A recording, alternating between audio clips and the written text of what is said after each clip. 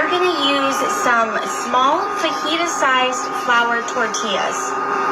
You wanna take a skillet and heat up a little bit of oil. I'm using olive oil. Now this is like a skillet I use for French toast or grilled cheese, but for today's video, we're gonna use it to crisp up some tortillas. Now, while that oil heats up, I'm actually gonna remove it from my hot plate, kind of spread it around a little bit, and then have it continue to heat up.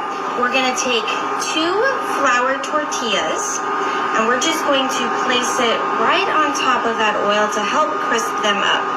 Now this pan is a little small for this. You may, on something this size, only do 1 at a time. But just to save a little bit of time on this recipe, I'm using them both at the same time. All right, now that they've had time to cook, I'm gonna use my tongs and flip them. Growing up, my grandma always made homemade tortillas and used her fingers to flip them, but just for safety purposes, I'm gonna use my tongs. But if you're a brave soul, you can go ahead and flip them with your hands or your toes, whatever works for you. So I'm just gradually turning these around a little bit just to make sure they get an even cook and don't burn. You can see this side cooked a little bit more than this side.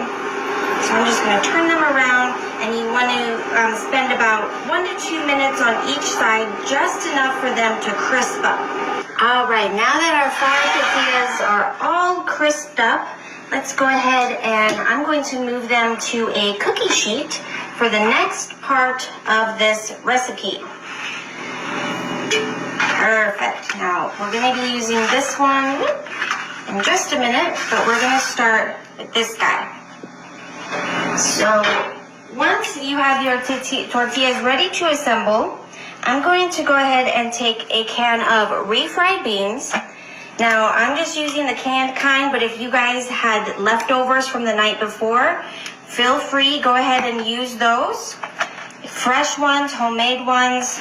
But just for today's purpose of the video, we're going to use the canned kind. And I'm just going to spread a thin layer right on top of that crispy tortilla we just fried up. Now, the recipe for this, you can use corn tortillas if you like, but I personally like how the flour crisps up better. So that's what I'm using, but if you like corn, go ahead and use corn. So I'm just using a thin layer, but if you love refried beans, go ahead and add more. That's what's great about these recipes is you can make them according to your flavor profile. Now this is some leftover taco meat that I had. I went ahead and heated it up in the skillet a little bit, but this is a great recipe for repurposing some leftovers that you had. So I'm going to take that taco meat, which is just, I used ground turkey. You mix with your taco seasoning and a little bit of water.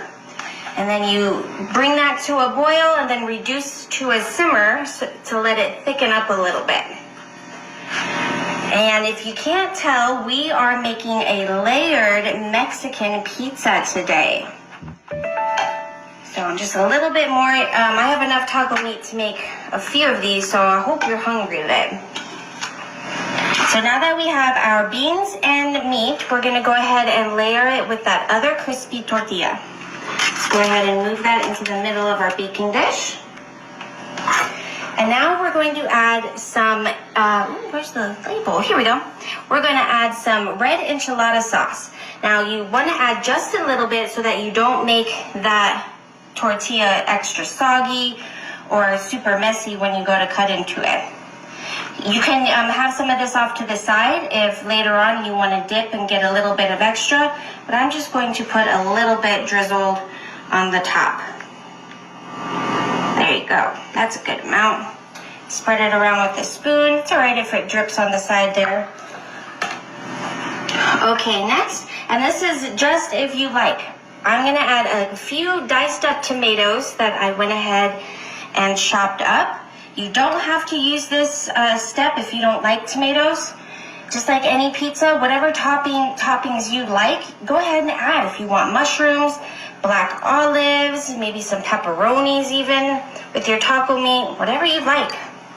So I'm just adding a few little tomatoes. And we're going to top it off with some grated cheese. Now I have this left over in my fridge.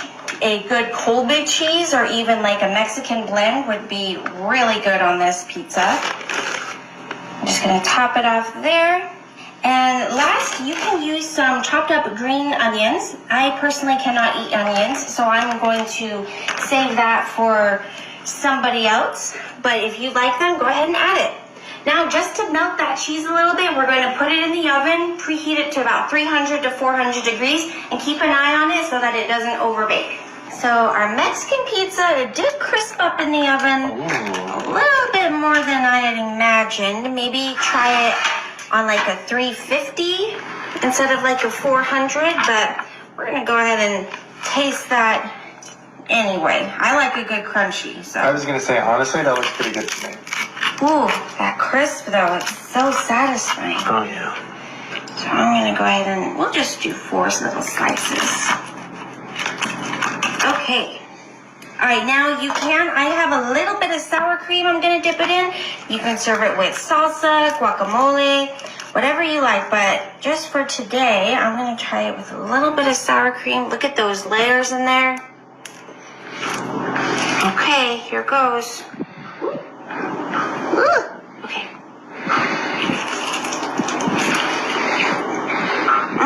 Yeah? They're hot. It's almost like a meaty bean dip with chips. Like, I don't know how to describe it. It's very good though. Interesting. It's a layered Mexican pizza, better than Taco Bell. Try it today. I learned this in Mexico.